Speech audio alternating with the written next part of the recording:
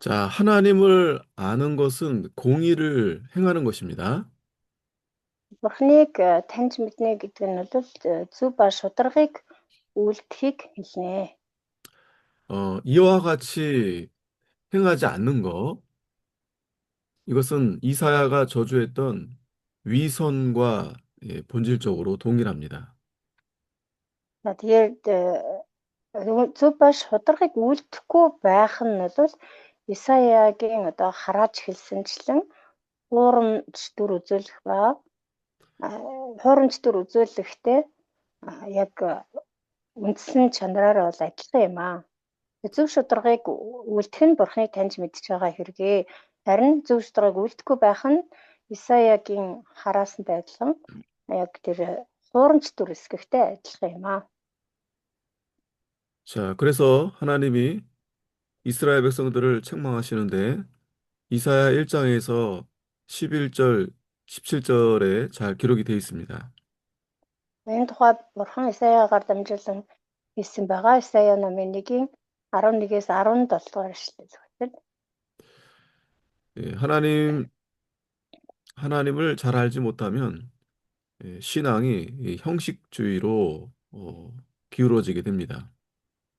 Ихрээ Бурханы бид нар яг зөв таньж мэдэхгүй бол бидний итгэл бол зөв хэлбэр төдий итгэл нэмшил болдог. 자, 그렇기 때문에 여호와를 아는 것, 이것이 곧 여호와를 사랑하는 것인데, 그것이 이 사람과 또 바른 관계를 맺는 것입니다. За тэгэхээр эзнийг таньж мэднэ гэдэг бол эзнийг хайрлана гэсэн үг. Тэгээд энэ нь бол цаашлаад бас хүмүүстэй харилцах зөв харилцаа хэлж байгаа. 그렇게 되면서 이 가난한 자들의 상황에 대해서 또 인식하는 것이 됩니다. Улмаар бас цаашлаад ядуу буурай хүмүүсийн тэр нөхцөл байдлыг бас ойлгож ухамсарлахыг хэлнэ. 다시 말하면 여호와를 알지 못하면 자기밖에 모르는 그러한 자가 되는 거죠. Өөрөөр хэлэх юм бол хэрвээ эзнийг одоо яг зөв таньж мэддэггүй хүн бол өөрөөсөө бусдыг ерөөсөө мэдхгүй тийм хүн болно л гэсэн. 성경은 예수님께서도 두 가지를 강조하셨는데 바로 하나님 사랑하는 것과 이웃을 사랑하는 것입니다. Библиэрээс харах юм бол Есүс ч гэсэн хоёр зүйлийг маш онцолж хэлсэн байдаг. Нэг нь бол эзэн бурхнаа хайрлах, бас хөршөө хайрлах. 자, 하나님은 그래서 그의 백성이 공의를 행하고 또 사회적 또 해방을 위해 활동하기를 요구하십니다. Тэгээ бурхан өөрхөн ард түмнээс юуг шаарддаг вэ гэхээр нэгдүгээрт нь зөв шударгыг үйлддэг байхыг шаарддаг. Дараа нь болохоор бас нийгмийн хувьд одоо чөлөөтэй эрх чөлөөний төлөө чөлөөлөгдөхийн төлөө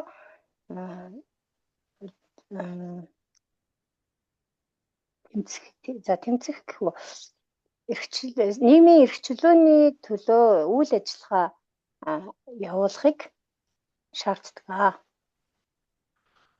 자, 그래서 그의 백성된 자들은 마땅히 이 줄인 자에게 식물을 나눠줘야 되고 또 방황하는 자들에게 또 이렇게 자기 집에 또 이렇게 드려야 합니다. Тийм учраас яг энэ утгаараа бурхны ард түмэн болсон хүмүүс бол зайлшгүй хийх ёстой зүйл нь юу вэ гэхээр өсөж байгаа хүмүүст хоол ундаа хуваалцаж орон гэргүй хүмүүсийг гэртээ оруулдаг байх ёстой юм аа. 뿐만 아니라 괴로워하는 자들, 이러한 자들 위해서도 또 희생을 감수해야 합니다. Мөн зовж шаналж байгаа хүмүүсийн төлөө золиос гаргаж чаддаг байх хэрэгтэй. 또 압제당한 자들을 또 자유케 하는 것을 소원하십니다. Мөн дарлагдсан хүмүүсийг чөлөөлөхийг чөлөөлж өгдөг байхыг Бурхан биднээс хүсдэг. 자, 이렇게 예, 한다는 것이 바로 여호와를 아는 것입니다. Энэ бүхнийг үйлдэх нь бол ерөөсөө Бурханыг таньж мэдэж байгаа гэсэн үг. 즉 어렵고 이 불쌍한 자들을 외면하지 않는 거죠. Өөрөөр хэлбэл хүнд хэцүү тэгээд өрөвдөлттэй, хүр хилэлтэй тийм хүмүүсээс нүүр буруулахгүй байхыг хэлж байна. 자, 하나님은 이 외식적인 종교를 미워하십니다. За Бурхан юм хуурамч шашныг маш их үзэн яддаг. 다시 말하면 이 형식적인 이 신앙이죠. 형식적인 신앙. Хуурамч шашин гэхээр зөвхөн хэлбэр төвдийн итгэл үнэмшлийг хэлж байгаа. 하나님은 적극적인 순종의 삶으로 표현되는 이 살아있는 믿음을 원하십니다.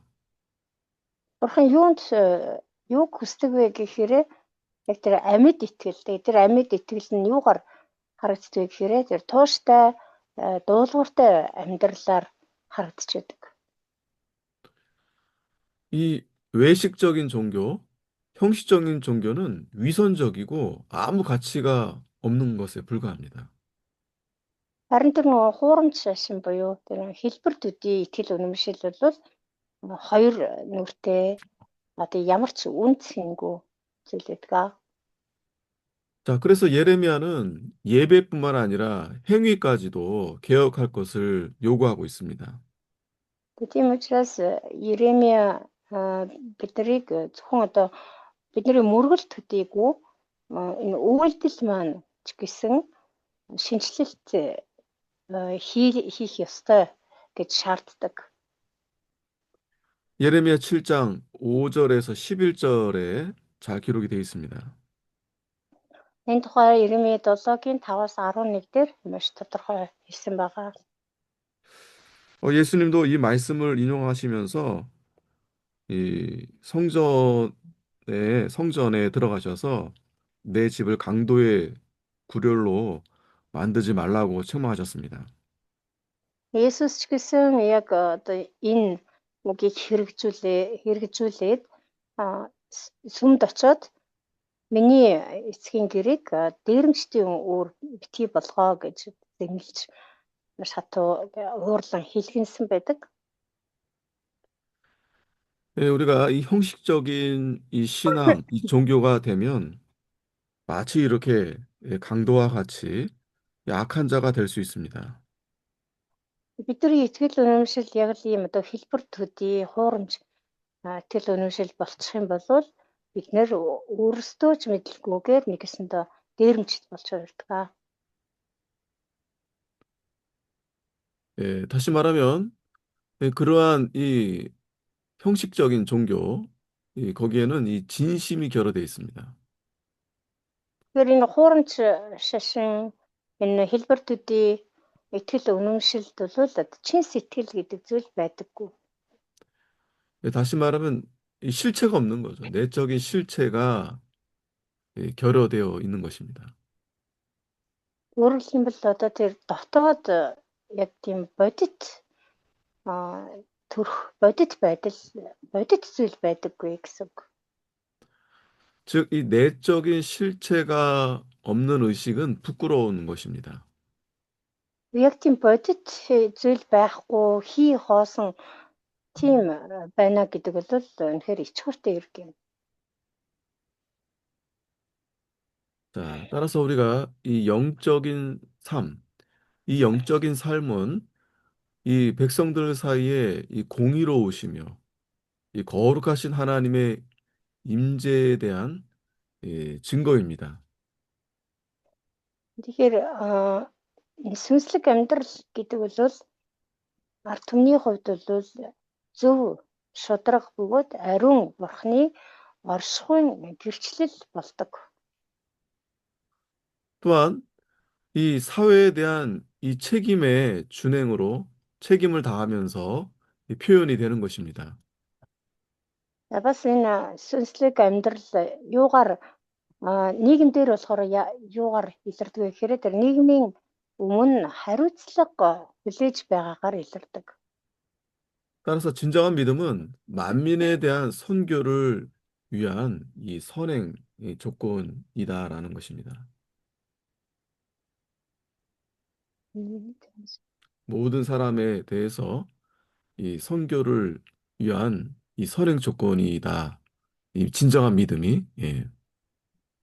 За тэгэхээр энэ одоо яг ийм жинхэнэ итгэлтэй байх нь үндэстнүүдийн төлөө илгээлтийг хийх урьдчилсан нөхцөл болдог. Тэр үндэстнүүдийн төлөө илгээлт хийхийн тулд заавал урьдчилаад ямар нөхцөлийг хангах, ямар болцлыг хангасан байх ёстой вэ гэхээр яг жинхэнэ хуурамч биш, жинхэнэ итгэлтэй байх ёстой юм байна. 예, 예, 우리가 신앙이 시간이 지나다 보면은 점점 이렇게 형식적으로 어, 될 수 있어요. Яагаад ийм одоо жинхэнэ итгэлийн талаар яриад байна гэхээр бид нар итгэгч болоод тэгээд нэлээд одоо ан жилүүд ингээ өнгөрөө хугацаа өнгөрсний дараа өөрөө ч мэдлгүүд хэлбэр төдий одоо итгэлийн амьдралаар амьдрах тохиолдол байдаг. 예, 우리도 처음에 하나님 앞에 예배할 때는 정말 마음을 다해서 모든 것을 다해서 하나님 앞에 나아갔었죠. Бид нар ч гэсэн хамгийн анх бурханд итгэж эхэлж байх үедээ бол үнэхээр одоо бүхий л зүрхээ, бүхий л сэтгэлээ, бүхий л одоо бие махбод оюун санаа юу гэдгийг бүх зүйлээ зориулж эзэн бурхандаа хүндэтгэл мөрөглөө өргөж өөрийгөө зориулдаг байсан. 이스라엘 백성들도 처음부터 이 형식적이지 않았습니다. Израилийн ард түмэн ч гэсэн анхнаас тийм одоо хэлбэр төдий байгаагүй. 예, 시간이 지나면서 마음이 하나님으로부터 점점 이렇게 멀어지는 거죠. Харин цаг хугацаа өнгөрөх тусам удах тусам зүрх сэтгэл нь бурхнаас холдож хөндөрч эхэлсэн байна. 우리도 마찬가지죠. 우리도 Бид нар 하나님으로부터 멀어지면 우리의 이 신앙이 형식적으로 될 수 있습니다. бид нар ч гэсэн яг адилхан бид нар ч гэсэн зүрх сэтгэл маань бурхнаас аажмаар холдож хөндөрөх юм бол итгэл маань ч гэсэн итгэлийн амьдрал маань ч гэсэн ийм хэлбэр төдий хоосон итгэл болж өртгөө. 자, 결국 이스라엘 백성들은 불순종으로 그들의 사명을 거부했습니다. Тэгээ Израилийн ард түмэн болохоор дуулуургүй байдлаас болоод өөрсдийнхөө одоо үүрэг даалгавраас татгалцсан байгаа. 자, 그러한 이스라엘 백성들에게 하나님은 징벌하셔야만 했습니다. Тийм учраас бурхан тэднийг шийтгэх хэрэгтэй болсон. 에스겔 5장 5절에서 8절에 이에 대한 내용이 잘 설명이 되어 있습니다.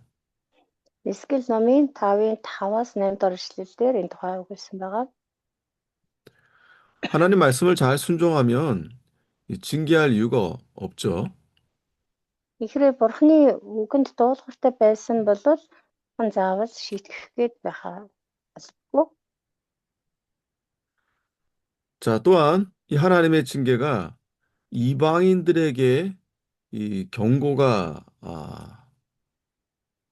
되기 때문에 결코 무의미한 것이 아니었습니다.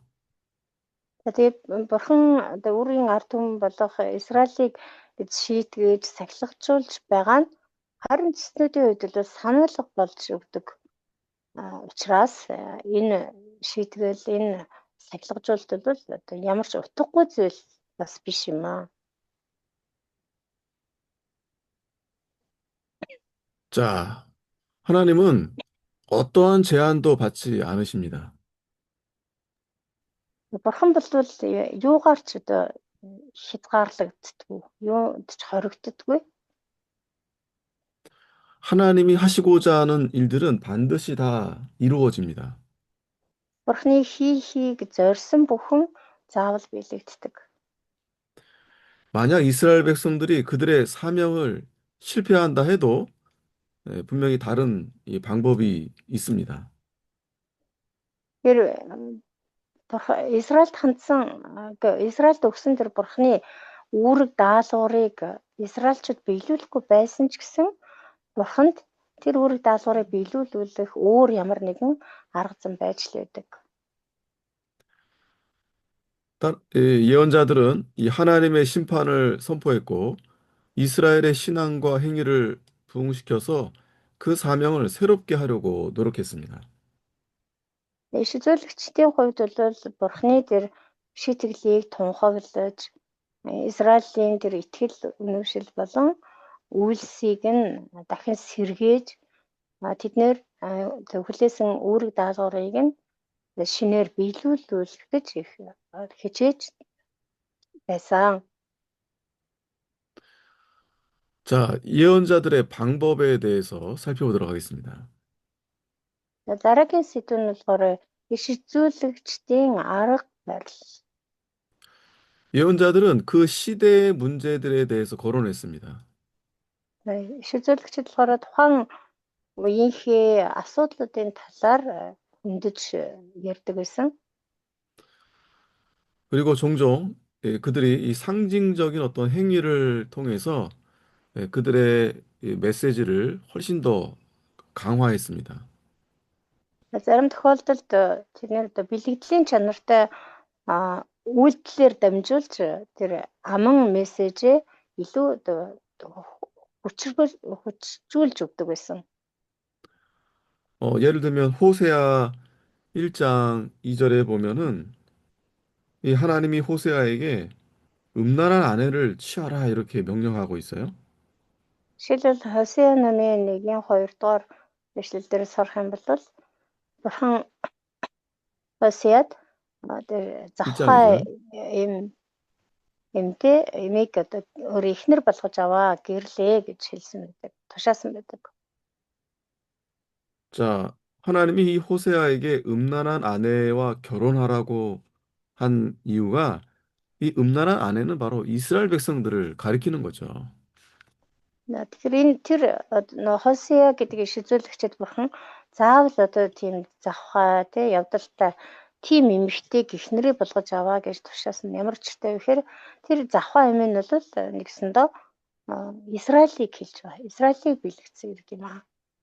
그러한 이스라엘 백성들을 버려도 마땅한데 하나님은 그러한 이 음란한 이스라엘 백성들을 에, 사랑하시는 그러한 이 메시지를 말씀하시는 거죠. Тэр тийм завхаа эмийг бол хаях ёстой байтал бурхан яг тэр завхаа эм шиг болчихсон байсан Израилийг бол хаялгүйгээр дахин түүнийг хайрлаж байгаагаа үсээ иш үзүүлэгчийн амьдралаар дамжуулан илэрхийлсэн. 자, 그러한 표현들이 예레미야 13장 1절 Тэгээд иймэрхүү одоо бэлгэлийн чанартай үйлдэлүүд бол өшөө цааш Иремья 13:1 дээр байгаа. 또 이사야 20장 2절에서 4절 Исая 20:2-оос 4, 또 에스겔 4장 1절에서 5절 Эс겔 4:1-5 гэх мэт 각각 이 선지자들에게 이 상징적인 이 행위를 말씀하고 있습니다. тэр иш үзүүлэгчдээр дамжуулан тэгээд бэлгэлийн чанартай юм үйлдэлүүдийг хийлгүүлснээрээ тэдний одоо амаараа тунхаглаж байсан тэр мессежийг илүү одоо хүчжүүлж өгсөн байгаа. 자, 그렇게 하신 것은 이 감각적인 것이 아니라 영적이고 도덕적인 변화에 있었습니다. Энэ үүний зорилго нь болохоор зөвхөн одоо тийм мэдрэмж тийм ээ сэтгэл хөдлөл төдийгүй сүнслэг бөгөөд сүнсний болон одоо ёс суртахууны хувьд өөрчлөхийн тулд байсан. 자, 이스라엘 백성의 이 신앙은 열방에 대한 이 선교의 씨앗이었습니다. Израильчүүдийн тэр итгэл үнэмшил бол үндэстнүүдэд хандсан тэр илгээлтийн үр нь байсан юм аа. 자, 예언자들이 이 가장 이 첫 번째 중요한 이 방법이 이제 설교죠, 설교. 설교에 대해서 보겠습니다. За тэгэхээр энэ сэдв маань болохоор иш үзүүлэгчдийн арга барил те яаж ямар аргаар иш үзүүлдэг байсан бэ гэсэн сэдв байгаа. За хамгийн түрүүнд болохоор номлол гэж байна. За тэгэхээр иш үзүүлэгчд тэр иш үзүүлэхдээ хамгийн эхлээд номлолын аргыг хэрэглэдэг гэсэн. 예언자들은 여호와의 말씀이라 이렇게 선포하기 위해서 부르심을 받았습니다. Энэ иш үзүүлэгчид гэдэг хүмүүс бол эзэн айлдаж байна. Эзэн тунхаглаж байна гэж одоо арт түмэнд дамжуулж тунхаглахын тулд дуудагдсан хүмүүс юм. 이 선지자는 이 하나님의 말씀을 대언하는 자들입니다. Иш үзүүлэгч гэдэг бол Бурхны тэр арт түмэнд хандаж хэлж байгаа үгийг Бурхны өмнөөс хэлдэг хүмүүс юм аа. 거기에 자기의 얘기를 섞어서 자기 말을 하는 게 아니에요. Тэгээ дунд нь одоо өөрөө хувийнхаа одоо үгийг нэмээд ч юм уу хасаад ч юм уу зохиогоод ч юм уу тэгж оруулж ярих ёсгүй. 예, 그들의 이 설교 내용은 상황에 따라서 다양했습니다.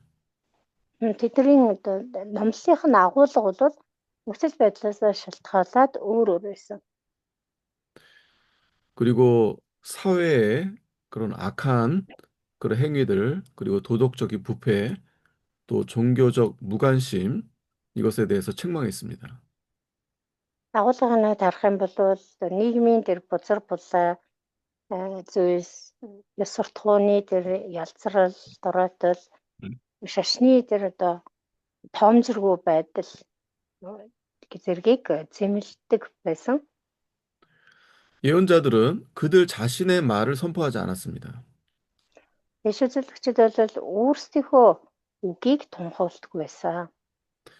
그들은 하나님의 말씀만을 선포했습니다. Тэр зөвхөн Бурхны үгийг л тунхагладаг байсан. 자, 그런데 오늘날 이 선교지에서 자주 이 설교가 하나님의 말씀을 벗어나는 경우들이 많습니다. Харин өнөөдөр харж байхад илгээлтийн талбарт илгээлт хийж байгаа тэр газарт одоо тунхаглагдж байгаа номлолууд нь Бурхны үг биш байх. Тэр Бурхны үг биш юмсыг тунхаглах тохиолдол маш олон болсон байна. 자, 이 성경적인 설교는 이 성경의 메시지와 주제들을 상세히 해설합니다. Библийн дагуу Библи суурьтай номлол бол яг л Библийн тэр мессеж Библиэр өгүүлж байгаа тэр сэдвүүдийг маш одоо тодорхой ингэж тайлбарлаж өгдөг. 따라서 이 성경 본문의 뜻을 잘 풀어서 설명하지 않으면 이 자신의 말로 이렇게 되는 것입니다. Тэр Библийн тэр яг үндсэн одоо тэр бичээсийн тэр утгыг нь тэгж одоо сайн тайлбарлаж нарийн тайлбарлаж чадахгүйгээсээ болоод хүн зөвөр өөрийнхөө үгээр тэрийг орлуулад яриад явцдаг. 이 성경적인 설교는 성경의 가르침을 이 청중들의 구체적인 상황에 적절하게 적용시킬 수 있습니다. Харин Библийн дагуу зөв тэр сургаал бол номлол бол яг Библийн тэр сургаалыг сонсогчдын нөхцөл байдалд нь маш зохистойгоор ингэж хэрэгжүүлж чаддаг байгаа.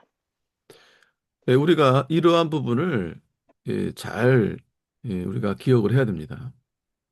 Яг энэ тал дээр бид нэр үргэлж маш сайн санаж явах хэрэгтэй. 네. 이 두 번째 이제 상징을 사용했는데요. 이 방법 가운데서 이 상징에 대해서 보겠습니다. За хоёрдугаарт нь болохоор бэлэгдэл нөгөө аргуудын талаар ярьж байгаа шүү дээ. Нэгдүгээр нь болохоор номлолын аргыг хэрэглэдэг ашигладаг гэсэн. Хоёрт нь одоо бэлэгдэл. 이 예언자들은 이 통치자와 백성에게 하나님의 대변자들이었습니다. За энэ иш үзүүлэгч нар бол одоо тухайн үеийнхээ тэр удирдагч, захирагч нар болон ард түмний хувьд бол Бурхны төлөөлөгч нар байсан. 이 예언자들이 여호와의 말씀을 선포했는데 말뿐만 아니라 행동으로도 이루어졌습니다.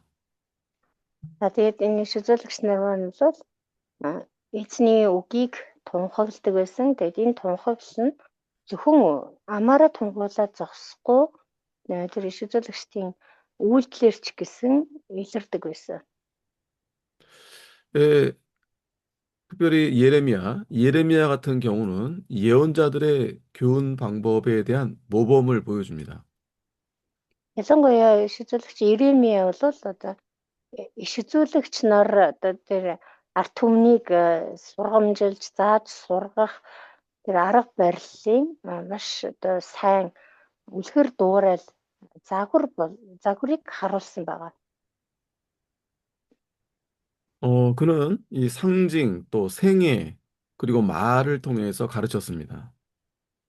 Иремьягийн одоо тэр амьдралыг нь харах юм бол тэр иш үзүүлэлт тэр үйлчлэлийн арга барилыг харах юм бол тэр бол одоо бэлэгдэл болон өөрийнхөө амьдрал бас үгээрээ дамжуулж ард түмнийг зааж сургамжилж байсан. 예레미야 27장 2절에 보면은 여기에 이제 멍에가 나오는데 이 멍에에 대한 이 상징적인 경고를 했습니다. Иремья 27-гийн 2 дугаар эшлэгийг харах юм бол энэ буулганы тухай гардаг. Энэ буулга нь болохоор мөн л бэлэгдлийн чанартай байгаа. 또 예레미야 18장 2절에는 우리가 잘 아는 이 토기장의 비유가 있는데 Бас 이 비유를 통해서 그의 메시지를 더욱 강조했습니다. Иремья 18 дугаар бүлэг дээр харах юм бол бидний сайн мэдих ваарчны сургаалт зөвөрлөл байдаг. Эдгээр одоо зөвөрлөл бэлэгдлүүдээс бид Иремьягийн тэр түмэнд яаж Бурхныг төлөөлж зааж сургамжилж байсан бэ гэсэн загваруудыг харж байна. 또 선지자 에스겔은 그의 머리를 깎고 또 성벽을 뚫고 이사했습니다. За мөн иш үзүүлэгч Эзекиэл харах юм бол тэр үсээ хуссан бас тэр ханыг нэвтэлж гарсан байгаа. 에스겔 5장 1절 또 12장 3절에서 7절까지 이제 이런 내용들이 있는데요. 이것이 모두 상징적인 행위였습니다. За Эзекиэл 5:1, 12-ийн 3-аас 7 дугаар ишлүүдэд одоо эдгээр үйлчлүүд гарч байгаа. Тэгээ эдгээр нь бол бүгдээрээ бэлэгдлийн чанартай үйлчлүүд байсан. 자, 호세아는 이 상징뿐만 아니라 이 생애를 통해 가르쳤습니다. 자기가 그렇게 직접 살면서 그렇게 가르쳤습니다. Мөн Хосеа иш үзүүлэгчийн хувьд бол зөвхөн одоо бэлэгдлийг ашиглаж зогсоохгүй өөрийнхөө амьдралаар дамжуулж ард түмэнд зааж сургамжилсан байна. 이 호세아는 그의 자녀들에게 예언적인 의미를 가진 이름을 지어주라는 하나님의 명령을 받았습니다. Тэгэд Хосеа болохоор одоо Бурханаас тэр тушаалыг авсан. Ямар тушаал вэ гэхээр өөрийнхөө хүүхдүүдэд иш үзүүлгийн утга учир бүхий нэрийг өгөөрэй гэсэн Бурханы тушаалыг авсан. 그리고 이 불신앙적인 아내를 맞이하였는데 그 여인을 사랑해야만 했습니다. Мөн Бурханы тушаалаар одоо итгэгч биш тэр итгэл үнэмшил байхгүй тийм эхнэрийг одоо эхнэртэй гэрлэх хэрэгтэй болсон. Тэгээ тийм эмэгтэй хүртэл хайрлах хэрэгтэй болсон.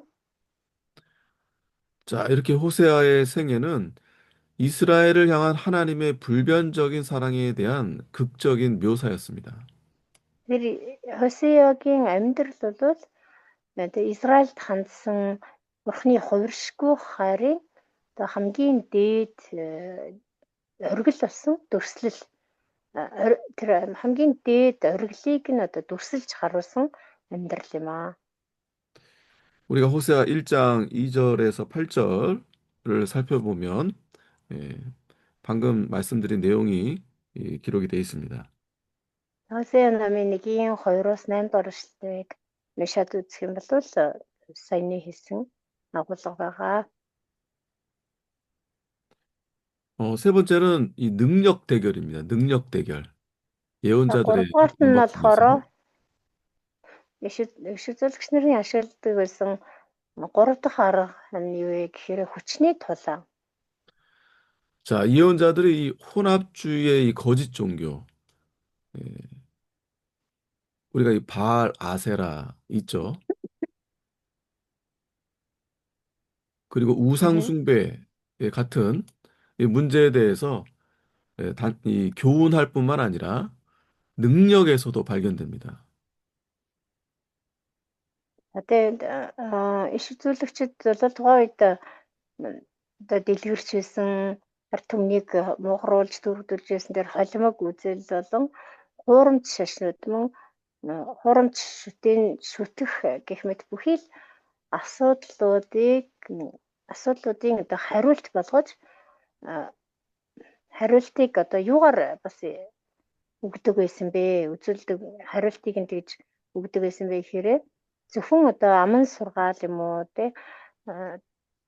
аман одоо үгээрээ дамжуулж одоо зааж сургамжлаа зогсгүй тэр хүч чадлаар дамжуулан бас одоо тэр хариултыг нь өгдөг байсан. 자, 이 우리가 잘 아는 엘리야, 이 엘리야 시대에 이 우상 숭배자들, 이 바알 숭배 이러한 자들과 이 싸운 이 내용이 열왕기상 18장에 잘 기록이 되어 있습니다. Бидний хамгийн сайн мэдих Илиягийн үед тийм ээ юу Баалыг шүтэх шүтлэг бол газар авсан байсан. Тэгээд тэр Баалийн одоо эсрэг зал Илия буруу гэдгийг нь хэрхэн нотолж харуулсан бэ гэдэг талаар 1-р хад номын 21-ийн 27 дугаар эшлэл гэх мэтчлэн бүлгүүд дээр байгаа. 자, 이 엘리야는 아합과 이세벨의 시대에서 예언을 했습니다. Тухайн үед Ахаб болон түүний одоо хатан Изебел нарын үе байсан. 우리가 잘 알듯이 이세벨은 이 바알 숭배를 가져온 그러한 여인이죠. Бидний сайн мэдж байгаачлан Изебел бол Баалын шүтлгийг Израильд оруулж ирсэн хүн байгаа. 그렇기 때문에 엘리야는 이들과 싸울 수밖에 없었습니다. Тийм учраас Илия тэдний эсрэг тэмцэхээс өөр аргагүй болсон. 그래서 이 바알의 제사장들에게 도전했고, 이 바알의 거룩한 산 갈멜에서 혼자 이 바알과 싸우게 되었습니다. Тэгээд тэр Баалын одоо иш үзүүлэгч нар Баалын тахилчдыг бол тэр нэгсэнтэй эрүүлд дуудсан халц тулаанд дуудсан гэсэн үг тийм ээ. Тэгээд тэр Кармел уулсан дээр Илия ганцаараа тэгээд нөгөө талд Баалын тэр олон тахилчд 850 тахилчтай ганцаараа тулалдах хэрэгтэй болсон. 자, 이때 이 바알 선지자는 450인이었고 또 아세라 선지자 400명, 합이 이제 850명인데 혼자서 이렇게 감당해야 했습니다. Бүр нарийн ярих юм бол Баалын тахилч нар нь болохоор 450, Ашерагийн тахилч нар 400, тэгээ нийлээд 850 тахилч нар одоо тэр нөгөө талд нөгөө талд нь болохоор эзний талд одоо хин Илия ганцаараа тэмцсэн. 자, 그래서 그 갈멜산에서 이제 제단을 쌓아두고 서로 이제 신을 불러서 하늘에서 불로 응답하게 되면 그 신이 진짜다. 이제 이렇게 대결을 한 거죠. Тэгээд Кармел уулсан дээр аль аль нь тахилын ширээ ингээд засаад тэгээд тэр тахилын ширээн дээр нь Тэнгэрээс одоо аль бурхан нь гал буулгаж тэр тахилыг шатааж хүлээж аавна. Тэр нь одоо жинхэнэ бурхан болгээ гэж тийм болцолтойгоор нэг талааныг хийсэн байгаа. 자, 이때 이 우상 숭배자들이 아무리 이 별짓을 다 해도 하늘에서 불이 내리지 않았습니다.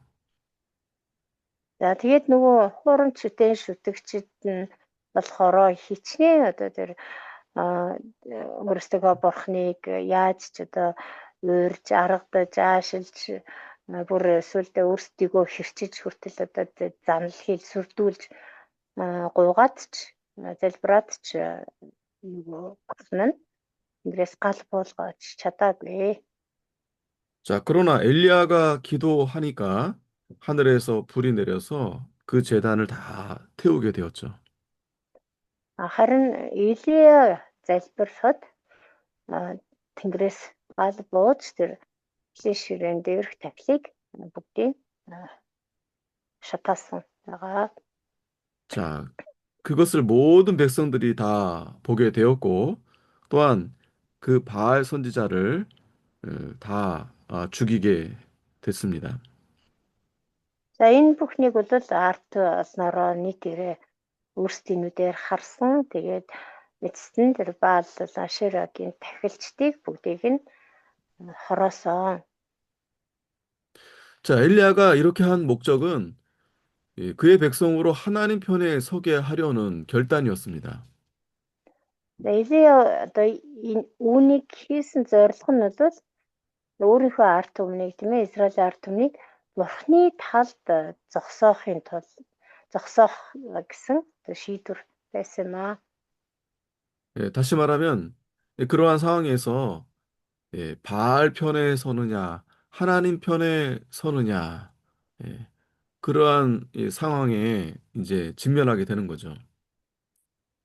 Өөрөлдвөл одоо Израилийн ард түмэн Баалын талд зогсох уу, Бурхны талд зогсох уу гэдгийг шийдэх тэмд маш чухал үе байсан гэсэн үг. 그러한 가운데서 우리도 마찬가지죠. 선택을 잘 해야 되고, 또 결단해야 되고, 또 실행을 해야 됩니다. Бид нар ч гэсэн мөн адилхан бид нар сонголтоо зөв хийх ёстой, тэмцлийг ч гэсэн зөв хийх хэрэгтэй. Шийдвэрийг ч гэсэн зөв гаргах ёстой.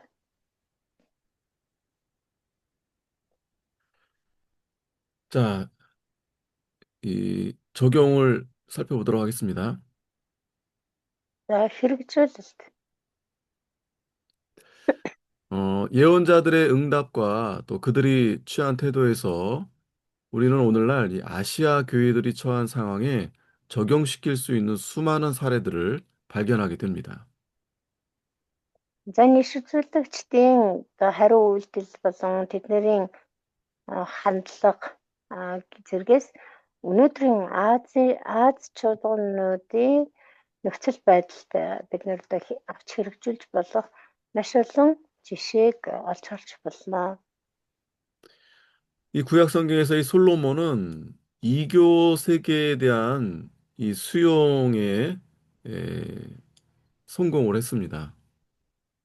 Хуучин гэрээний хувьд бол Соломон хаан одоо өөр шашинтай тэр хүмүүс орнуудыг хүлээн авах тал дээр бол амжилтанд хүрсэн. 이 주변 세계에 대해서 쉽게 적응하게 되어서 성경적 신앙과 함께 없는 요소들을 결국 이 수용하는 데 이르게 되었습니다.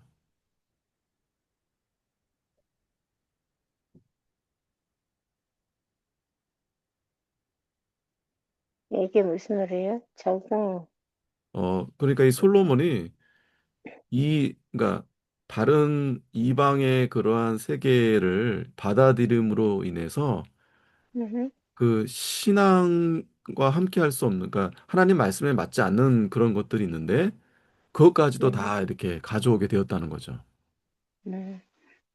Гэхдээ хэдийгээр одоо ер нь бол нөгөө Израильчууд чинь гадны одоо шашин, гадны харь үндэстнүүдийг бол ингээ хүлээж авах тал дээр бол халамжгүй ханддаг байсан шүү дээ. Тэгээ харийнхан гээл те одоо баг хүн гэж үздэг. Харин Соломон хаан бол тэр нөгөө эзний үргийг бариад тэгээд нөгөө түүнийг эзэнд өргөх тэр залбиралтаач гэсэн тийм ээ таны энэ сүмд ирээд танд мөргсөн одоо харийнхны ч гэсэн та залбирлыг нь хүлээн аваарай гэх мэтчлэн харийн шашинтнуудыг ч гэсэн эзэн бурханд ирж эзэн бурхан итгэж итгэгч болохыг бол хүлээн зөвшөөрсөн тийм одоо бодлого баримталж байсан. Тэгвэл бол тэр эргэн тойрныхоо тэр хөрс зэрэгэлдээ тэр улс орнуудын талаар ингэж хүлээн авахдаа Библиэд нийцэхгүй, Библиэд зохисгүй тийм одоо хүчин зүйлсийг ч гэсэн хамтд нь оруулж ирсэн, хамтд нь хүлээж авсан байгаа. 예, 우리도 이 세상에 살면서 마찬가지죠. 세상에 있는 것들을 우리가 다 어느 정도는 예, 우리가 사용하면서 살고 있지만 그 중에는 예, 우리 신앙과 함께 할 수 없는 그러한 것들이 있습니다. Бид нар ч гэсэн мөн адилхан бид нар нэгэн л энэ дэлхий дээр амьдарч байгаагаас хойш энэ дэлхийн юмс донд бид нэр одоо дэлхийн юмсыг ч гэсэн одоо авч хэрэгжилж ашигтай тустай зүйлийг нь өөрсдөө амьдралд ингэж авч хэрэгэлдэг шүү дээ. Гэхдээ тэр дунд ч гэсэн одоо Библиэд зохисгүй Библиэд огт нийцгүй тийм хүчин зүйлс ч гэсэн хамт орчихсон холилдол явж байдаг. 예, 그런 우리가 세상 사는 가운데서 그런 문제들이 참 많죠. Нэгэнт одоо энэ дэлхий дээр одоо хүн болж амьдарч байх энэ явцад бол ийм асуудлууд бол олон тохиолддог. 자, 그런데 이 예언자들은 그런 부분에 있어서 타협적이지 않았습니다. Харин иш үзүүлэгчдийн хувьд бол яг энэ тал дээр бол ерөөс маш одоо эрс хатуу үзэл баримтлалтай байсан. 다시 말하면 이 혼합주의, 그러니까 이 세상과 이 신앙과 또 우상과 이런 이 혼합되는 가운데서 예언자들은 단호하게 예, 인정하지 않았습니다. Өөрөөр хэлбэл иш үзүүлэгчдийн амьдарч байсан тэр тухайн цаг үед ч гэсэн одоо юм холимог үзэл бас эзэнд итгэх итгэл үнэмшил бас хуурамч бурхтад үйлчлэх шүтэн мөргөх гэх мэт шүтэн шүтэх гэх мэтлэн тийм нөхцөл байдлууд байж л байсан. Гэхдээ бол иш үзүүлэгч нар бол энэ тал дээр маш хатуу үзэл баримтлалтай ерөөсөө тийм зүйлийг хүлээн зөвшөөрдөггүй байсан. 자, 우리 잠깐 쉬고 10분간 쉬고 자, 이 성경적 신앙과 어떤 이 문화 사이의 충돌이 생기게 되는데 그걸 피하기가 쉽지가 않습니다. Яг Библи суурьтай, Библийн дагуу итгэл үнэмшил болон ямар нэгэн одоо соёл хоёрын хооронд мөргөлдөөн, зөрчилдөөн гэж үүсдэг. Энэ одоо энэ зөрчилдөөнөөс бол зайлсхийх нь тийм амархан биш байдаг. 예를 들면 이제 뭐 살인, 간음, 또 사람을 사냥하고 또 죽은 신에 대해서 희생, 의식, 또 조상 숭배 이런 것들은 이 성경 신앙과 맞지 않습니다. За жишээлбэл одоо аллах тий хүн аллах одоо садар самуу мөн одоо хүнийг ангуучлах мөн одоо ямар нэгэн одоо цогцос одоо өгсөн хүний хүнтэй холбоотой тийм одоо золиосын тийм зан үйл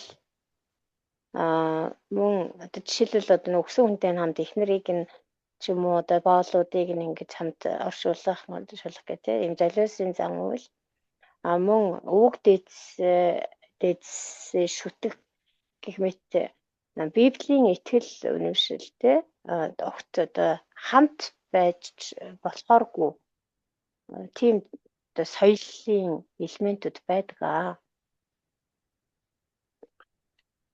이 바알 숭배 같은 경우도 상당히 이 음란하고 또 성경적이지가 않습니다.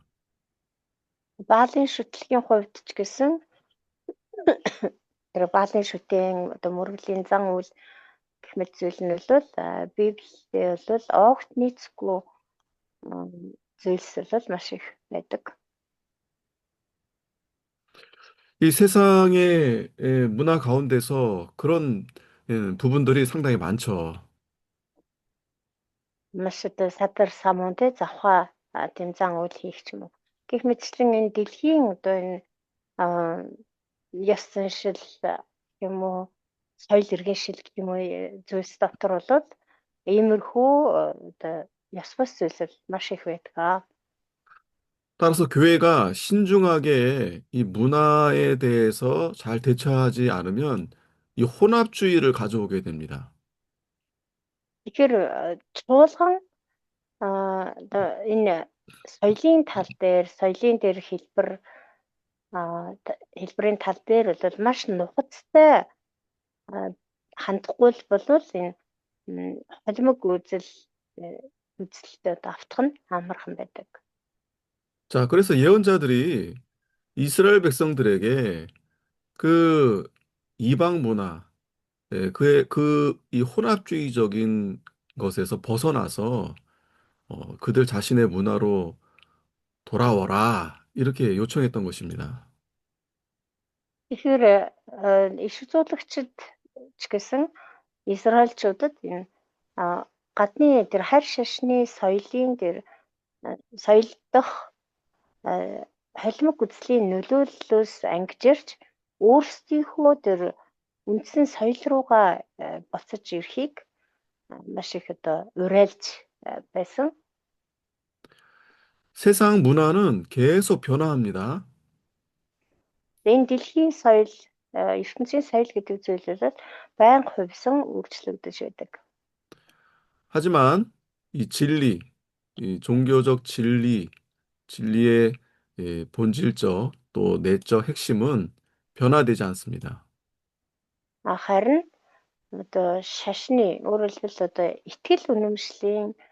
итгэлийн тэр одоо яг үндсэн мөн чанар одоо гол цөм болсон тэр ойлголтууд тэгээд үнэн тийм тэр итгэл үнэмшлийн гол үнэн зүйлс бол ерөөсөө өөрчлөгддөг. 하나님의 말씀은 영원하기 때문에 결코 변하지 않습니다. Бурхны үг бол өөрөө мөнхөд байдаг мөнхийн үг учраас хизээч хувирч өөрчлөгддөг. 그렇기 때문에 이 성경적인 신앙이 무너지지 않도록 그렇게 해야 합니다. Учраас энэ яг Библи суурьтай Библийн дагуу энэ итгэл үнэмшил одоо хизээч одоо устж үгүй болохгүй байхаар хизээч нурж унахгүй байхаар бид нэр одоо тэгж устж нуурж унахыг бид нар хүлээн зөвшөөрч болохгүй маа. 다시 말하면 우리 신앙이 다른 거와 이렇게 혼합이 되게 되면 결국 무너지게 됩니다. Өөрөөр хэлбэл бидний итгэл хэрэг өөр юмстай л холилдох юм бол нураад унчихна. 우리가 지금 이 예언자들로부터 나온 이 원리들을 살펴보았습니다. Бид нэр одоо иш үзүүлэгчдээс эхлэлтэй иш үзүүлэгчдээс одоо бидэнд уламжлагдаж ирсэн энэ зарчмуудын талаар ярилцж байгаа.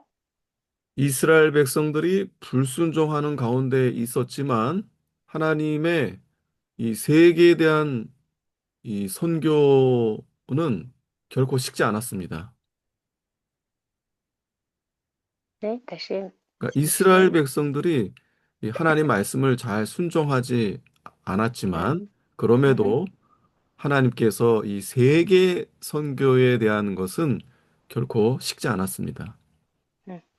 Израильчүүдийн хувьд бол яг бурхнаас урваа тийм ээ эзэн бурханд дуулуургүй хандаж байсан боловч Израилаас үл шалтгаалаад тэр үндэснүүдэд хандсан бурхны тэр илгээлтийн зорилго санаа бол ерөөсөө өөрчлөгдөхгүй хэвээр байсан. 이스라엘에 대한 이 징계는 그들의 선교를 지속적으로 진행시키려는 목적에서 온 것입니다. 네, тэгээ 그들의 그러니까 선교를 하나님께서 이스라엘 음, 백성들을 징계하신 이유가 음, 하나님의 선교를 계속하기 위해서 그렇게 하신 것입니다. 음. Бурхан Израилийг шийтгсэн цахилгаажуулсан зорилго нь бол тэр үндэстнүүдийн төлөөх илгээлтээ тасралтгүй үргэлжлүүлэх зорилгын улмаас Израилийг тийгүү шийтгсэн байна. 이스라엘이 이것을 잊어버렸을 때 예언자들은 계속 가서 다시 일깨워 주었습니다. Израиль одоо өөрийнхөө тэр зорилго тэр өөрийнхөө өөр даалгаврыг мартаад умартад байх үед нь бол иш үзүүлэгч нар очиж тэдэнд үнийг нь сануулж сэрээж өгдөг байсан. 그 불은 결코 꺼지지 않는다는 것입니다. Өөрөлдвөл тэр галыг бол хизээж одоо огт унтраахгүйгээр авч явж байсан гэсэн үг. 자, 열 번째, 이 선교와 남은 자들에 대해서 보겠습니다. За 10 дугаар бэлэг нь илгээлт ба үлдгэсэд гэдэг сэдв байна. 선지자들은 이스라엘 백성들로 하여금 이 신앙을 보수하도록 하려고 투쟁했습니다. Иш үзүүлэгч нар болохоор Израилийн ард түмний итгэлийг нь сайжруулж дахин одоо сэргээж өхийн төлөө тэмцдэг байсан. 이 선지자들은 이 끊임없이 일어나는 이 배교의 위험과 대결했습니다. Иш үзүүлэгч нар бол байнга тасралтгүй одоо явагдчихсэн тэр одоо урвалт одоо өөрийнхөө итгэл үнэмшлээс урвах тэр аюул эрсдэлтэй тэмцэж байсан. 회개에 대한 촉구에도 불구하고 이스라엘 백성들은 심히 큰 불신앙에 빠졌습니다. Хэдийгээр одоо Израилийн ард түмнийг иш үзүүлэгч нар гэмшилд байнга уриалдаг байсан ч гэсэн израильчууд тэр итгэлгүй байдалд бол маш ноцтой автсан байсан. 더 이상 하나님의 백성이라고 부를 수 없을 정도로 그런 상태에 이르렀을 때에도 참 놀라운 것은 여전히 이 신앙을 지키는 남은 자들이 있었다는 것입니다. 남은 자. Тэр итгэл одоо Бурхны ард түмэн гэж нэрлэх одоо бараг боломжгүй болсон тийм цаг үед ч гэсэн тэр итгэлээ сахиж үлдсэн одоо үлдгэсэд бол үргэлж байсан. Тэр итгэлээ сахиж үлдсэн хүмүүсийг нь үлдгэсэд гэж нэрлэдэг байгаа. 자, 우리가 잘 아는 이 유다 지파, 이 유다가 이 남은 이 최후의 지파였죠. Бидний сайн мэдж байгаачлан Израилийн одоо 12 овгуудаас бол Юда аймаг байна. Юда овог. Юда овог бол одоо яг одоо бурхны тэр өвийг залхамжилж үлдсэн хамгийн сүүлийн овог гэж хэлж болно. 자, 하지만 유다도 바벨론에 의해서 다 망하게 되었습니다. Тэгээ харамсалтай нь одоо өмнөд Юда ч гэсэн Вавилонд олцлогдож бас л одоо улс орн нь сүрсэн. 자, 그런 가운데에서 하나님은 여전히 이 소수의 신실한 그의 백성들을 남겨두셨습니다. Бүр тийм болсон нөхцөл байдал донд ч гэсэн бурхан цөөхөн одоо тооны тэр итгэмжит хүмүүсийг үлдээсэн байна.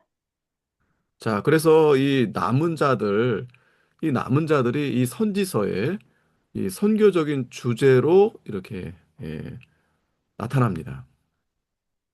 Тэгээ энэ үлдгэсэд буюу одоо яг тэр итгэлээ сахин хамгаалж үлдсэн тэр үлдгэсэд гэдэг тэр хэсэг цөөхөн хүмүүс бол энэ иш үзүүлэхийн номууд дах яг илгээлттэй холбоотой сэдвийн одоо гол хүмүүс нь болж гол сэдв нь болж гарч ирдэг. 자, 그러면 유대인들은 누구인가? За тэгвэл одоо энд юдэчүүд гэж хин юм бэ гэдэг асуулт гарч ирж байна.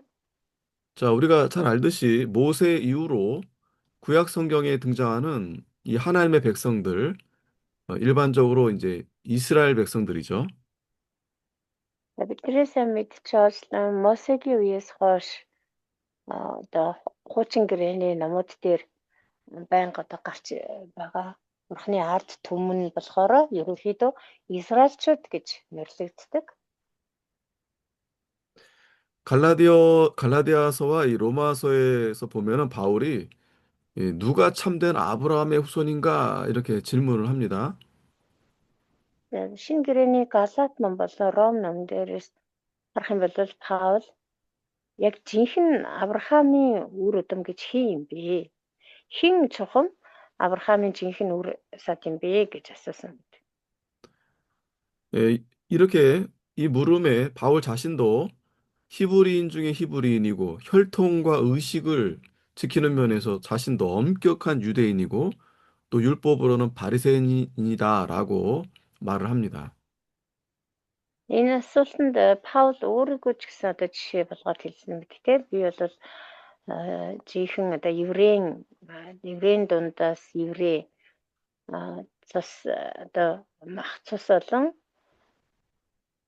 тэр одоо зан үлийг сахих талаасаа бол маш одоо хатуу тийм евдей хүн тэгээд хуулийн хувьд бол би фарисей гэж өөрийгөө хэлсэн байдаг. 자, 그런데 중요한 것은 바울이 이 아브라함의 자손, 그러니까 진짜 아브라함의 자손은 혈통으로가 아니라 이 믿음으로 말미암아 난 자들이다. 이렇게 말씀을 합니다. За тэгээд Паул цааш нь бас хэлэхдээ би бол одоо яг Авраамийн удам гэх юм бол одоо надаас яг тооцох юм бол би ийм одоо балцлыг хангацсан жинхэнэ одоо удам гэж хэлж болно. Гэхдээ Авраамийн жинхэнэ үр удам гэдэг бол итгэлээр төрөсөд юм гэж Галаат 3:7 дээр хэлсэн байна. 갈라디아서 3장 7절에 말씀하고 있는데요. Галаат 3:7 дээр хэлсэн байна. 그것은 혈통적인 이스라엘이 아니라 이 참되고 영적인 이스라엘, 곧 이 믿음으로 된 이스라엘이다. 이렇게 말씀하고 있습니다. Авраамийн одоо жинхэнэ үр удам гэж хэнийг хэлэх юм бэ гэхээр энэ нь бол одоо Паулийн нөгөө дурдаад байсан шиг л еврей зан үлийн хувьд бол одоо яг жинхэнэ фарисей хуршиг одоо хуулийн баримталдаг гэхэд тийм мах цусан талаасаа одоо төрсэн Израиль хүнийг хэлж байгаа биш. Авраамийн жинхэнэ удам бол итгэлээр төрсэн Израиль хүнийг хэлнэ, Израилийг хэлнэ гэж 다시 тодорхойлсон. 말하면 유대인들이 이 잘못 생각한 것은 이 하나님의 백성이 이 육체적인 아브라함의 자손들이다라고 생각한 것입니다. Тэр юдэчүүдийн буруу одоо бодож исэн зүйл нь бол эндүрч исэн зүйл нь бол Бурхны ард түмэн гэхээр одоо яг л мах цусны хувьд Авраамийн үр өдөм болж төрсэн хүмүүс л гэж бодож исэн. 자, 그러나 성경은 또 바울을 통해서 분명하게 믿는 자들이 아브라함의 자손이다. 이렇게 분명히 말씀하고 있습니다. Харин Библи бол Паулаар дамжуулаад маш тодорхой хэлсэн байна. Тийм биш ээ. Харин итгэлээр төрөссөн л жинхнээсээ Авраамийн үр өдөм юм аа гэж. 자, 그들이 택함 받은 이 하나님의 백성들이죠. Чухам одоо тийм итгэлээр төрсэн хүмүүс бол яг жинхнээсээ сонгогдсон ард түмэн юм аа. Бурхны сонгогдсон ард түмэн юм. 중요한 것은 하나님의 은혜로 택함을 받았다. Тэгээ хамгийн гол нь тэгээд сонгогдсон нь бол Бурхны нэгүслэр болсон. Бурхан нэгүслэрээ тэгж сонгож өгсөн хэрэгээ. 그들을 또한 남은 자다라고 이렇게 부르는 것입니다. 남은 자. Өшөө цаашлах юм бол энэ хүмүүс бол яг чухамдаа тэр үлдгэсэд юм аа. 자, 그래서 거기에 대한 말씀이 로마서 9장 6절에서 7절, 또 11장 5절 여기에 기록이 되어 있습니다. Үүнтэй холбоотой ишлүүдийг хэлээ. Ром 9:6, 9:7, 11:5.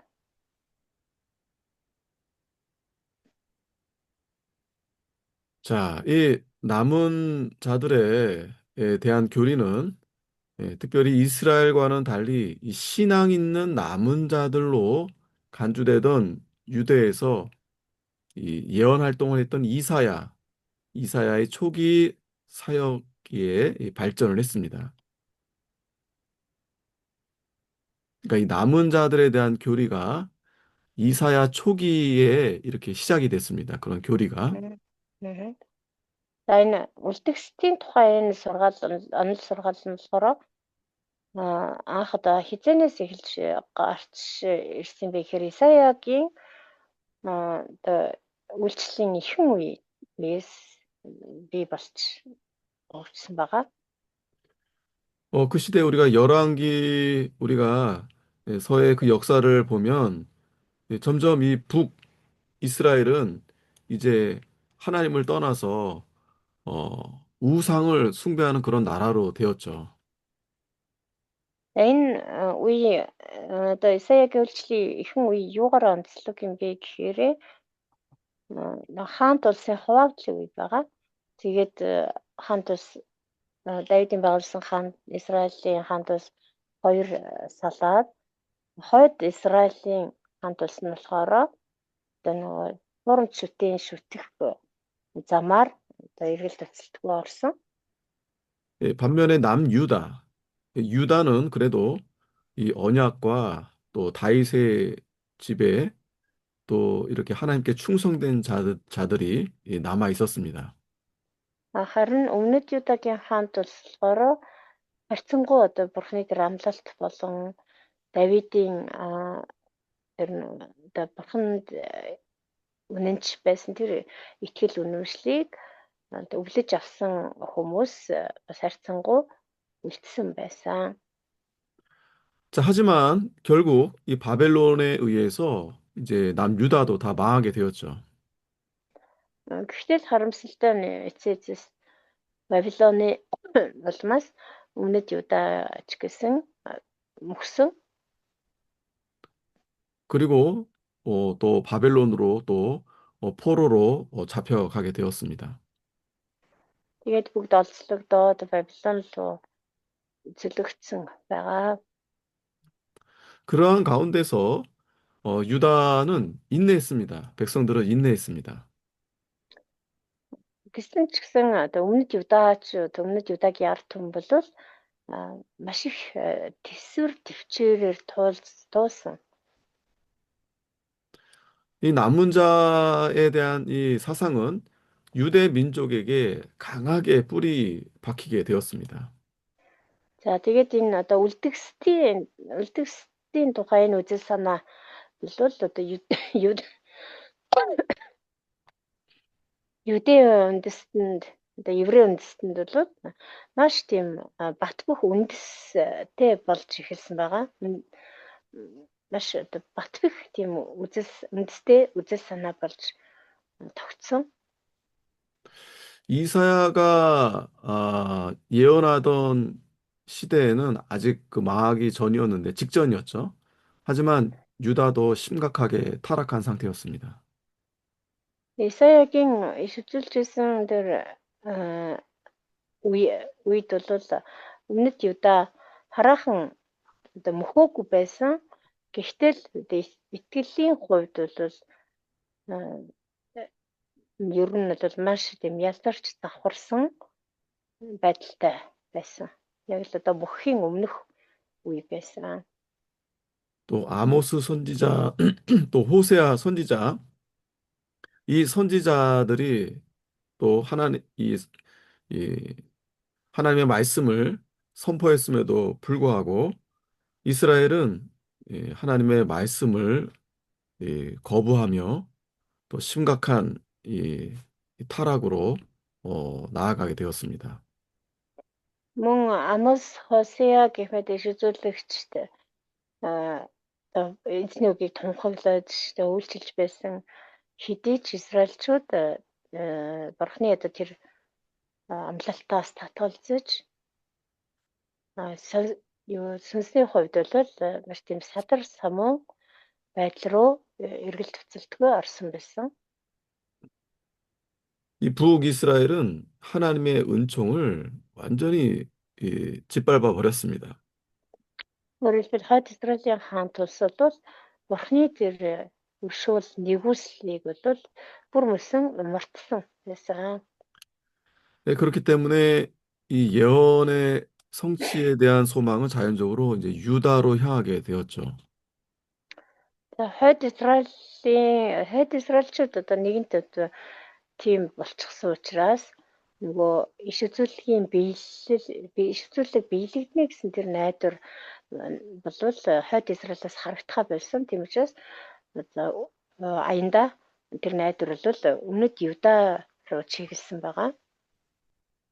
하지만 유다도 마찬가지입니다. 유다도 점점 이 망하는 그러한 징후를 보이게 됩니다.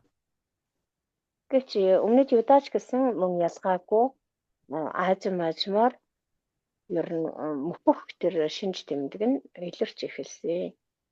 미가서에 보면은 미가도 역시 이 유다가 멸망할 거다 이렇게 예언을 합니다. Мика номоос харах юм бол Микач гэсэн өмнөд Юда ч бас мөхөх болно гэж иш үзүүлсэн. 미가 3장 12절에 기록이 되어 있고요. Мика номын 3:12 дээр 그러나 여전히 희망은 있습니다. тийм боловч найдвар бол байсаар байгаа. 미가는 유다를 넘어서 미래를 바라본 거죠. Тэр Мика бол яг тухайн үеийнхээ тэр Юда тэр одоо яг мөхөх гэж байгаа тэр Юдаг даваад тий цаана нь байгаа ирээдүг өгтөж харсан байгаа. 즉 인간은 실패할 수밖에 없지만 하나님은 승리한다. 이것을 바라본 것입니다.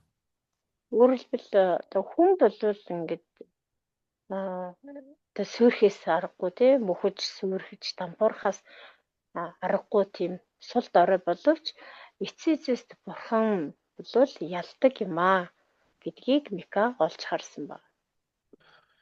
미가 4장 1절, 2절에 이 말씀이 기록이 되어 있습니다. Мика намын 4-ийн 1-2 дуршлал дээр тухай өгүүлсэн байгаа. 우리도 마찬가지입니다. 우리에게는 소망이 없어요. Биднэрч гэсэн адилхан бидэнд бол найдвар байхгүй. 소망은 하나님께 있습니다. Найдвар бол бурханд байдаг. 따라서 믿는 자들은 하나님께서 붙들어 주시고요. Ийм болохоор итгэдэг хүмүүсийг бол бурхан хамт байдаг. 하나님을 떠나면 망할 수밖에 없습니다. Харин бурханаас салаад явчихал юм бол сүрхээс өөр аргагүй болтгоо. 여러분들이 만일 여러분들이 이사야하고 호세아하고 미가라고 생각한다면 그 당시에 그 타락한 하나님의 백성들을 바라볼 때 어떤 마음이 들겠어요? Тэрийг та нар өөрсдөө Исая гэх юм уу, Мика эсвэл нөгөө чи Хосея 네, а, 호세아. байсан одоо эдний оронд байсан өөрийгөө байна гэж бодох юм бол тэр арт түмнийг хараад ямар сэтгэл төрөх вэ? 이스라엘 백성들은 이방인이 아니었고 하나님께서 그들을 먼저 선택하신 자들 아니었겠습니까? Израильчууд болохоор одоо харь үндэснүүд ч биш бурхны сонгосон арт түмэн байгаад байдаг. 그런데 그들이 하나님을 떠나서 온갖 우상들을 숭배하고 이러한 악한 이 행위들을 하고 있는데 그걸 바라볼 때 마음이 어떻겠습니까? Тэгээ бурхны сонгоод авсан, бурханд сонгогдсон тийм арт түмэн байтлаа тэднэр нь бурхандаа үйлчлэхгүй, бурхнаа мартаад, бурхныхаа хажуугаар бас элдвийн дээр хуурамч шүтээд, элдв зан үйл үлдээд ингэж байгааг харахаар та нарын сэтгэл ямар болох вэ? 자, 그렇지만 이 모든 선지자들은 여전히 희망을 품고 있었습니다. Тэгсэн хэдий ч энэ иш үзүүлэгч нар тэр иш үзүүлэгч нар бүгдээрээ найдвар тээж байсан. 이사야는 그 희망이 유다에게 있지 않음을 분명히 선포하고 있습니다. Гэхдээ Исая л гэхэд юу гэж тунхагласан бэ гэхээр тэр найдвар нь одоо Юдад байгаа юм биш ээ. Юдад тэр найдвар байхгүй гэдгийг тунхагласан. 이사야 1장 4절에 보면은 이 한 절에 아주 잘 표현이 되어 있습니다. Тэгээ нэгin дөрөвдүгээр эшлэлээр энэ тухай маш тодорхой хэлсэн байдаг. 여기 보면 이사야 1장 4절에 보면은 슬프다 범죄한 나라요 허물진 백성이요 행악의 종자요 행위가 부패한 자식이로다 그들이 여호와를 버리며 이스라엘의 거룩한 자를 만우리 여겨 멀리하고 물러갔도다 이렇게 말씀하고 있습니다. Айх өрхий нүгэлт үндэстэн хилэнцэд дарагдсан ард түмэн хорлогчдын үр өдөм хөнөөгч хөвгүүд тэд эзнийг орхилоо тэд Израилийн ариун нэг огоорон түүнээс ухарлаа. 유다는 타락했습니다. Юда бол бүрэн ялсарч завхарсан. 유다는 남은 자들이 아닙니다. Юда бол үлдгэсэд биш. 자, 그럼에도 불구하고 하나님은 그의 선택받은 백성과 인연을 끊지 않으셨습니다. Тэгсэн хэдий ч гэсэн бурхан өөрийнхөө тэр сонгосон ард түмэнтэй харилцаа холбоогоо бол таслаагүй. 이사야는 바로 그 날을 바라본 것입니다. Исая яг тэр өдрийг урьдчилж харж байсан. 이사야 4장 4절 말씀에 있는데요. Исая 4-ийн 4-р эшлэл 하나님께서 그 택한 백성들, 그들을 정결케 해 주신다는 말씀입니다.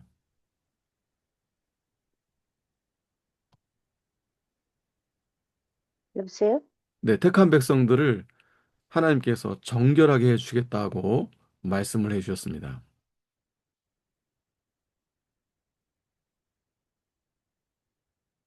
끊겼나요?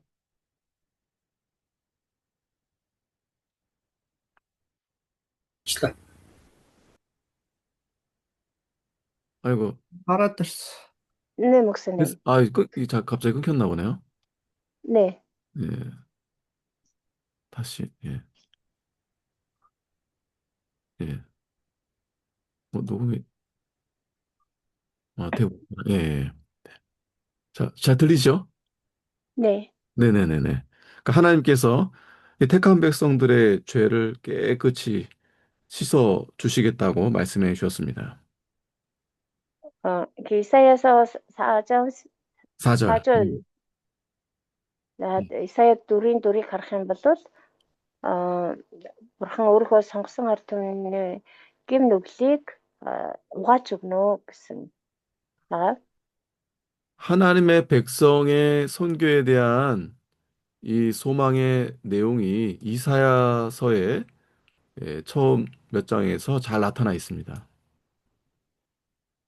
Бурханы ард түмэн одоо тэр илгээлтийг хийх талаар үндэстнүүдийн төлөө одоо илгээлтийг хийн гэсэн одоо ийм найдварыг найдварын талаар Исая номын эхний хэдэн бүлэгт маш тодорхой илэрхийлж хэлсэн байдаг. 이사야는 이 현재 죄악을 넘어 그 다음의 미래, 즉 영광 중에 회복된 유다와 예루살렘을 바라보게 됩니다. Эдгээр одоо бүлгүүдээс харах юм бол Исая яг одоогийн тэр байгаа гим нүгэлээр дүүрсэн тэр нөхцөл байдлыг цааш нь давж харсан. Тэгээд тэр ирээдүйг өөрөөр хэлбэл тэр сүр жавхлан донд дахин сэргэх Юда сүр жавхлантайгаар дахин сэргэх Юда болон Иерусалимыг олж харсан байна. 자, 이 희망은 사람에게 있는 것이 아니라 하나님께 있는 것입니다. Өөрөөр хэлбэл энэ найдвар гэдэг зүйл бол ерөөсө хүнд байдаг биш. Хүн бол ямар ч найдваргүй. Харин бурхан бол найдвар юм аа. 왜냐하면 하나님이 직접 이 일을 간섭하시기 때문입니다. Яагаад бурханд тийм найдвар байна вэ гэхээр бурхан өөрөө энэ өөрийнхөө ажлыг өөрөө мэдэж хийдэг, өөрөө мэдэж зохицуулдаг, захирдаг учраас. 이사야 2장에 보면은 그러한 내용이 잘 나타나 있습니다. Исая 2 дугаар бүлэг дээр ийм агуулга маш тодорхой төрслөгдсөн байдаг.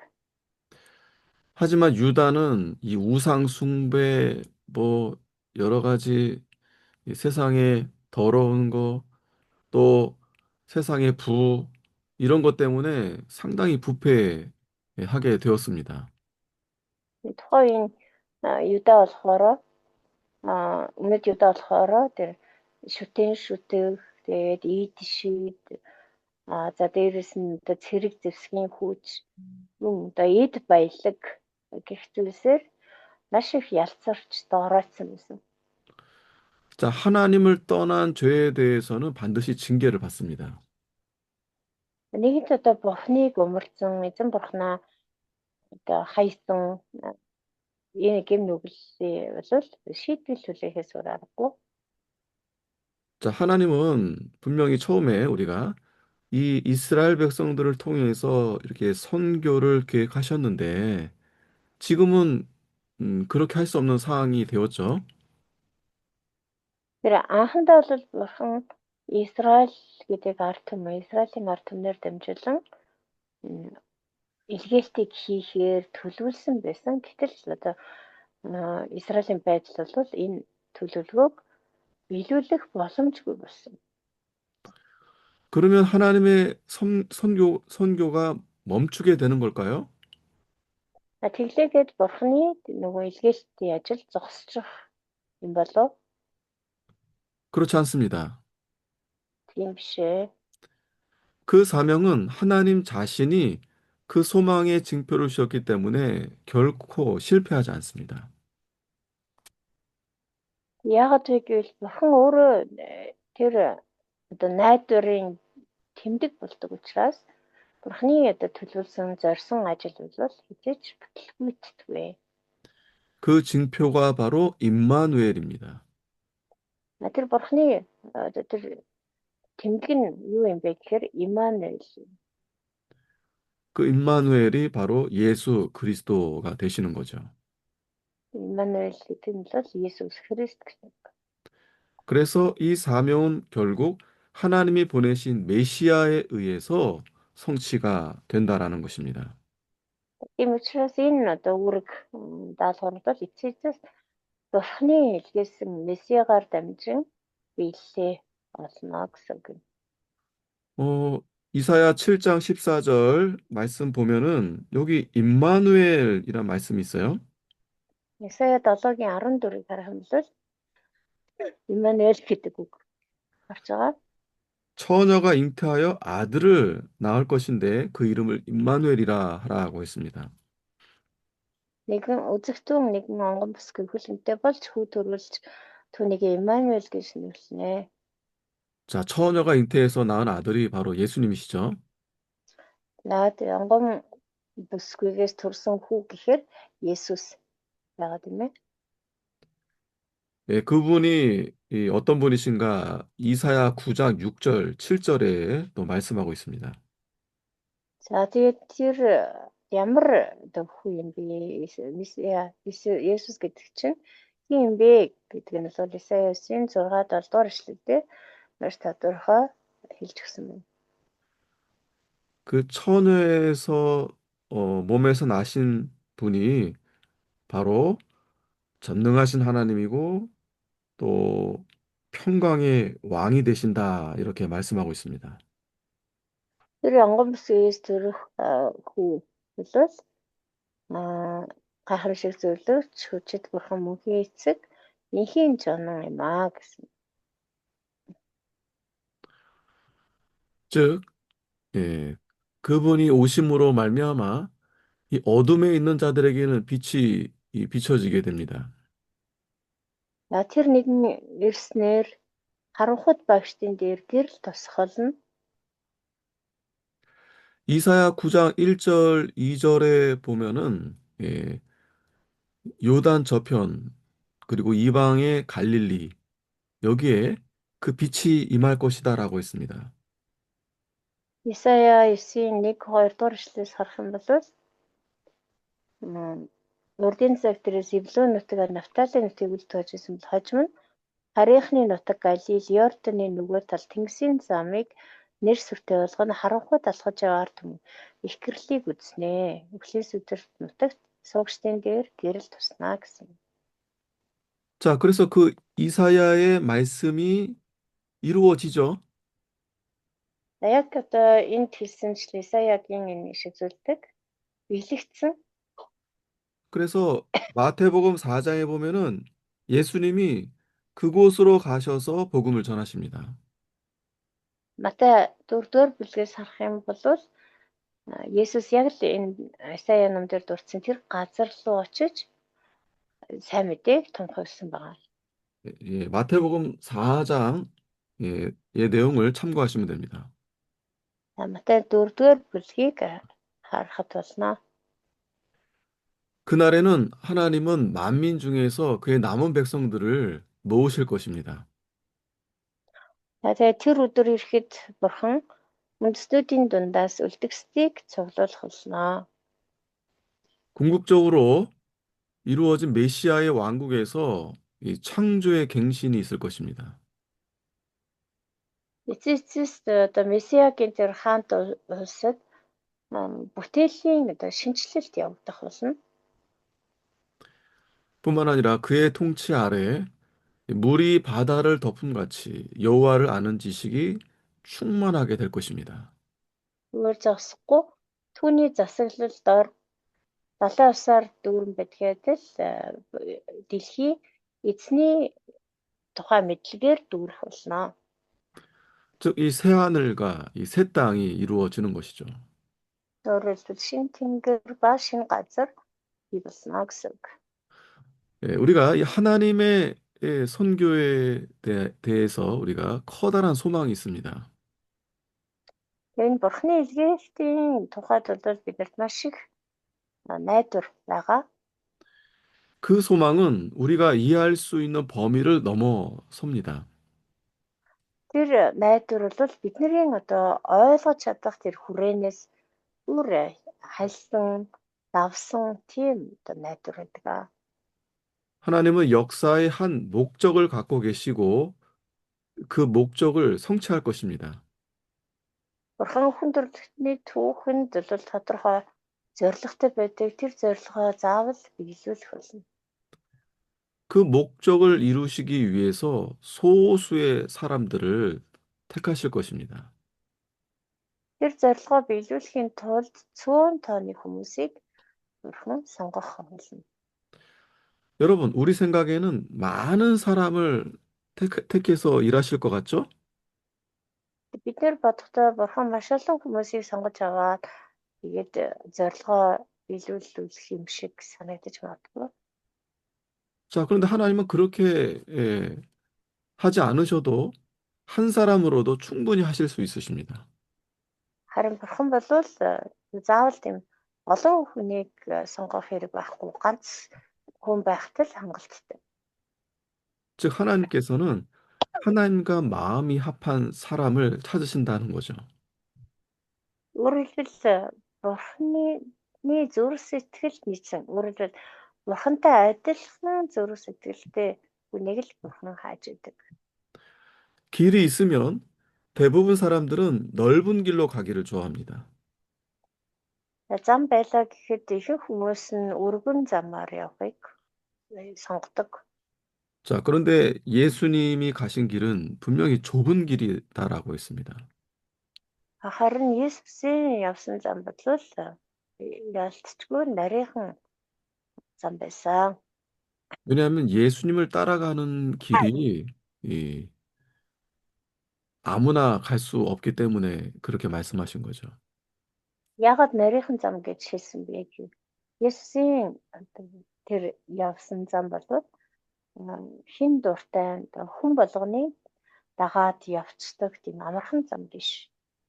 자, 그리고 이스라엘 백성들이 그들이 보여줬던 것처럼 하나님을 따라가는 자들이 많지 않았습니다. Израильчүүдийн түүхээс гэсэн харахад яг Бурхны замаар замнасан хүмүүс цөөхөн байсан. 그래서 예수님도 나를 따라오려거든 자기를 부인하고 십자가를 지라고 했습니다.